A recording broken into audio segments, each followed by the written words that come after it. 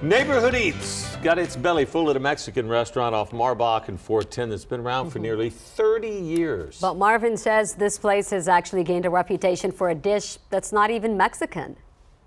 Welcome to Appetito's Mexican Restaurant, also known as the Mexican House of Pancakes. Margie Perez grabbed lunch at 1615 Meadoway in 1990. She saw the potential and bought the place the same week.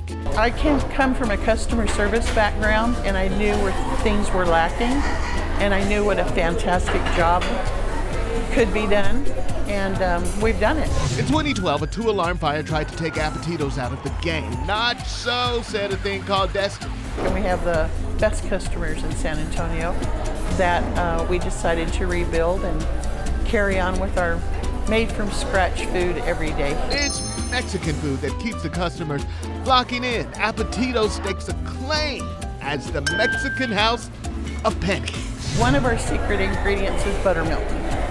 Buttermilk. Buttermilk. That's one secret ingredient. Right. That's the only secret ingredient you're getting. That's the only one I'm getting? Right. What if I beg, Margie? Neighborhood Eats will have to settle for an Appetito-sized taste test, starting with the fajita enchilada plate. 2 cheese enchiladas, tender fajita meat, beans and cheese. Joyful, joyful, joyful. This plate is the bomb. Next, a caldo de pollo combo.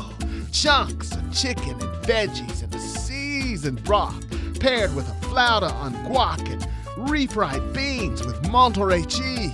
My stomach says hallelujah. Now bring on the caldo de res, a huge bowl of vegetables with beef shank and rice and lime. Loved it. Finally, the Texas two-step, a plate of bacon, sausage, potatoes, huevos rancheros, Hey Rico. and the famed Appetitos pancakes.